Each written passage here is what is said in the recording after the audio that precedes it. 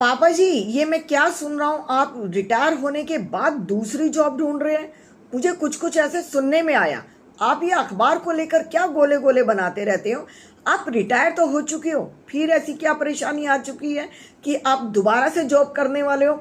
पापा जी, ये मेरे दोस्त, ये मेरे रिश्तेदार, ये पड़ोसी मुझे क्या कहेंगे? आप ये क्या करने वाले हो? आप कम से कम एक बार घर में पूछ तो लिए होते। मुझे तो पड़ोस वाले अंकल ने बताया कि आपके पापा दूसरी जॉब ढूंढ रहे हो। तो बेटा, मैं क्या करूं? किशन लाल जी ने कहा, कमल, तुम थोड़ी देर के लिए मेरे पास बैठो और तुम वो दिन याद करो कि जिस दिन मैं रिटायर हुआ था। क्या कहा था तुमने मेरे से? मैंने यही कहा था पापा जी कि आपने पूरा जीवन काम किया है, आप अब थोड़ा आराम कीजिए। आपने इतना काम किया, मकान बनाया, दुकान बनाई, हमारे दोनों भाइयों की शादी करी, हमारी दीदी की शादी करी और पोते पोतियों को पाल रहे हो, लेकिन अब आपको आराम की ज़रूरत है। मैंने यही कहा था। तूने ठीक कहा था, लेकिन तूने कभी देखा कि मैं आराम कर पाया? क्या तूने कभी इस बात पर ध्यान दिया, या तेरे भाई ने कभी इस बात पर ध्यान दिया कि मुझे आराम मिलता है कि नहीं मिलता है? क्यों पापा जी, ऐसा क्या हो गया जो घर में आपको आराम नहीं मिलता है? क्या चाय नाश्ता आपको टाइम पर नहीं मिलता है? तूने कब देखा बेटा कि मुझे चाय नाश्ता टाइम पर मिलता है? तेरी इन दोनों बहुओं ने, तेरी बहू ने और तेरी भाभी ने तो मुझे एक नौकर बनाकर रख दिया घर के अंदर।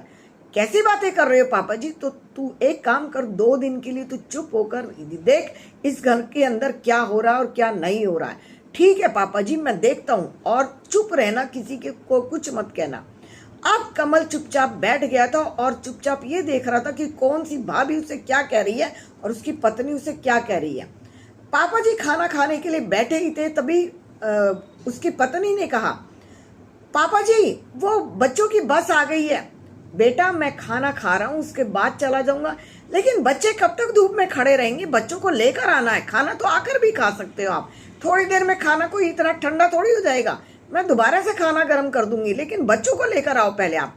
उसकी टोन बदल चुकी थी और पापा जी ने खाना वहीं पर छोड़ दिया और बच्चों को लेने चले गए थे। बच्चों को लेकर आए, तब तक रोटियां ऐसी हो चुकी थी जिसको वो खा भी नहीं पा रहे थे, और ये भी नहीं कहा था कि पापा जी मैं खाने को गर्म कर दूं। और तभी उसकी भाभी अंदर से आई थी और भाभी ने कहा था, पापा जी, मुझे ये सब्जियां चाहिए और पनीर लेकर आना, और ताजा लेकर आना, बासी पनीर बिल्कुल मत लाना। पिछली बार जब आप मटर लाए थे ना, तो वो अच्छी मटर नहीं थी, उनके अंदर से स्मेल आ रही थी। बेटा, मुझे एक कप चाय दे दो तो मैं चाय पीकर चला जाऊं। पापा जी, मैं चाय आकर बना दूंगी, चाय भी यही हो और आप भी यही हो। आप मुझे पहले ये लाकर दे दो, शाम को मेहमान आने वाले हैं, मुझे जल्दी जल्दी बनाना है। और कहकर पापा जी उठकर चले गए थे बिना चाय पिए। अब कमल इन चीजों को बैठा बैठा देख रहा था। उसके बाद रात के खाने का जैसे टाइम हुआ, दोनों बहुएं अपना खाना बनाकर खा पीकर कमरे के अंदर जा चुकी थी और पापा जी को खाने का कोई टाइम नहीं था। अब कमल को समझ में आ चुका था कि उसके पापा जी कहाँ परेशान हो रहे हैं और क्या हो रहे हैं। पापा जी ने कभी नहीं बताया था कि घर के अंदर दोनों बहुएं किस तरह का व्यवहार कर रही हैं। अब रात को कमल आया, पापा जी क्या आपने खाना खाया?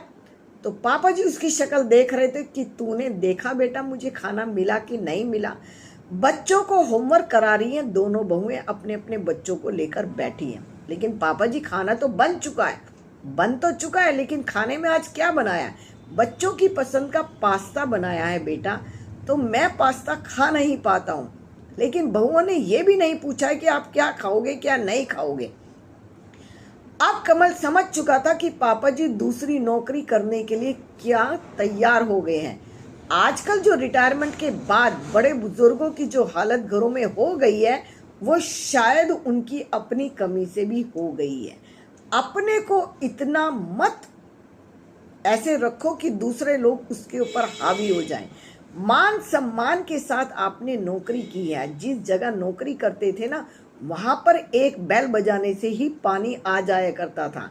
वहां पर 24 घंटे जितने भी टाइम हम नौकरी करते थे, हंसी खुशी से होते थे, दोस्त होते थे, बातें करते थे, खुश रहते थे। लेकिन आजकल का जो माहौल घरों में बदल चुका है, यानी कि रिटायरमेंट आदमी जैसे बिल्कुल खाली हो चुका है। रिटायरमेंट के बाद आप अपने लिए जिए, अपने लिए कुछ ना कुछ करते रहिए। ऐसा ना हो कि दोस्तों का साथ छोड़ दीजिए।